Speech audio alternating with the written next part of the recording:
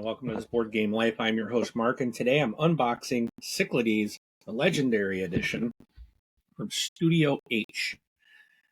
In the Cyclades archipelago, off the shores of a divided Greece, players develop their cities and compete for supremacy under the watchful gaze of the gods. In Cyclades Legendary Edition, designers have reworked the Cyclades base game and its many expansions to make gameplay more dynamic and fluid. The game features a strategic bidding system that defines the actions available to each player on their turn. You must balance your finances to optimize the various actions provided by the different gods, with each player gaining the support of only one god each turn. The game features a shorter and more dynamic bidding phase than the original Cyclades, thanks to a new exponential bidding scale. 6 gods are available instead of the 5, increasing the variety of actions available.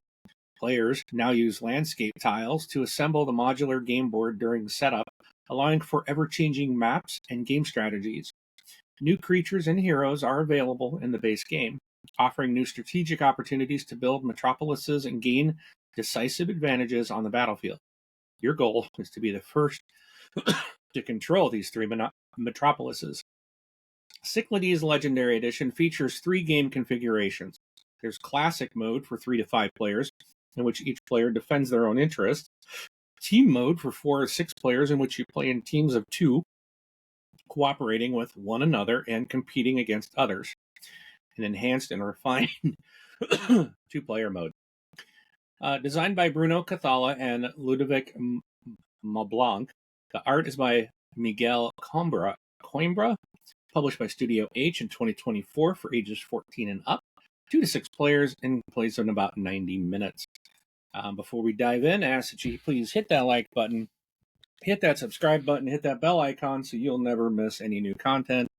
And just a prerequisite here, I know it's called the unboxing, but this actually, I did unbox this at Gen Con, and we were gonna play it, and then we got it to the table, and then we were just so busy with Gen Con, it actually never got played, so I had to put it all back together. So it is already open, but unplayed. All right, so I'm just going to open this up. We'll show you what comes in the Legendary Edition. All right, let's get to the table. All righty. So take a peek. So again, I've had to re-put stuff back in here. So like I got baggies and rubber bands and stuff. So again, that's because I've put it back that way. So just keep that in mind. It's not going to look exactly like this when you open it. But so here we got a nice big rule book. We've got, it does cover the different gods and their powers throughout. So was there 6, right? So we've got Apollo, Hera, Ares, Poseidon, Zeus, and Athena. So those are the 6 gods. We're looking at roughly, 20-page rule book. All right. So this is the board for the gods. I'm going to set it sideways so that you can kind of see it. So you put your the creatures over here, the heroes over here. You've got your 2 princess, and I forgot what this is called. What is he? The carpenter or something, or blacksmith, or philosopher cards, and the priestess card. And then you put your god tiles out across the top for however many players that you have, and you will they go here. And of course, here's the bidding. So everybody has a pawn, and this is your starting order. So like when you go first, whoever's first gets to pick how much money or coin you're going to wager on the god of your choice. Then it's going to keep going. So if you get bumped off, then you have to go to a different god. You cannot rebid on the same god you got kicked off of, so you have to go to a different one.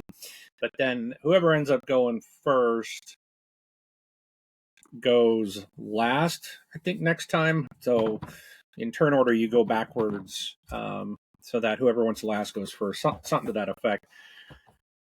So, but yeah, that's that board. And then, like I mentioned, you're going to be building your board. So there's all these different pieces. It is double-sided. So there's two sides to this. You cannot put the board. They tell you you're not allowed, even though the pieces might fit. You're not allowed to. I guess they won't fit. I don't think that they would, because they would be backwards. See, yeah, they wouldn't. So pieces go like that, but you wouldn't be able to make it fit this way. So, but you're going to build your map out. There's a certain amount of tiles that you'll have to place out to start. So I think there's nine or 10 of these things. So there you go. There's a whole mess of them. So you get like a new map every time. Each player does get a what do you call these things? Like a little panel to hide your you hide your stuff behind it, right? So people can't see how much money you have and how much whatever your tokens and stuff. So you kind of keep it hidden behind this panel. There's got the wooden ships and the pawns and the wooden ships and the wooden soldiers and stuff that you will use out on the board. So you got blue, green, red, purple, yellow, and black. So that's for your 6 players. And then this game does have this panel you lift up, and then we've got all your coins, all your money in here. I've got these are the mercenaries. I just got them tucked there. These are your cornucopia. So they go in that spot. These are your metropolises. So I got them put in there. Then I've got all the cards for the heroes and all the creatures down in this spot. Then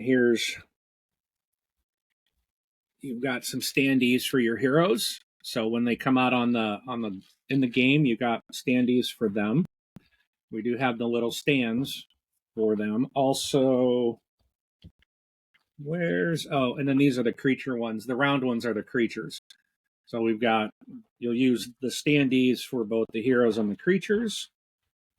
Those little stands. And then we've got our little different basic buildings. So these are the fortresses. The red, the ports are the blue. We've got some dice. That's for battling. We've got the purple temple buildings, and then we've got our white university buildings. So those are all just kind of tucked neatly there. And there's 5 tiles here, but one of them's printed on the board.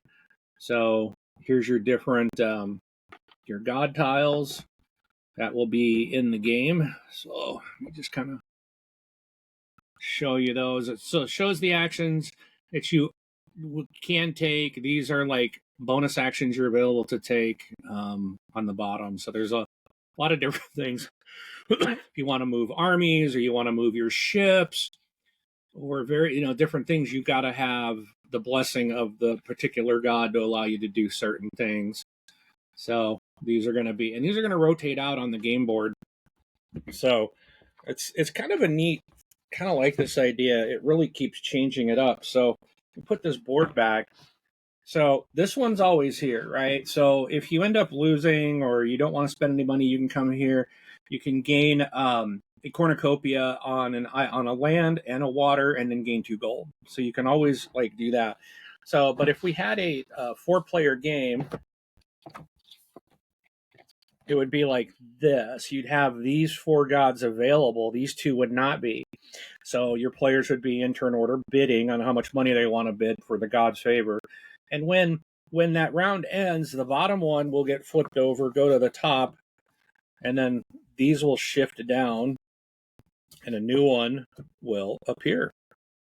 So it's the bottom one is going to go away. So if you need it and you don't want to wait for it to cycle through, and like in a 4-player game, you're going to have 2 more rounds without this god there. So kind of makes you try to think ahead and plan ahead of what you need, when you need it. I like this idea. And then of course you're trying to bid, and guess what others have, trying to outbid them, so that you can hopefully get the god that you're wanting or needing on that turn.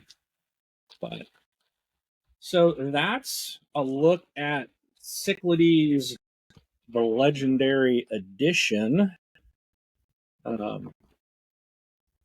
Let's see.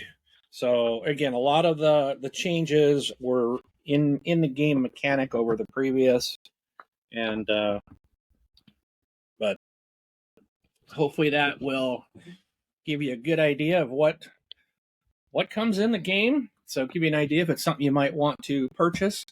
Please hit that like and subscribe button and hit that bell icon so you never miss new content. And if you've played Cyclades, if you played the old version or the original, I'd be curious to hear from you in the comments. Just what you think. Is this something that looks like you want to upgrade to? Yeah, share your thoughts with us. I recently have played this.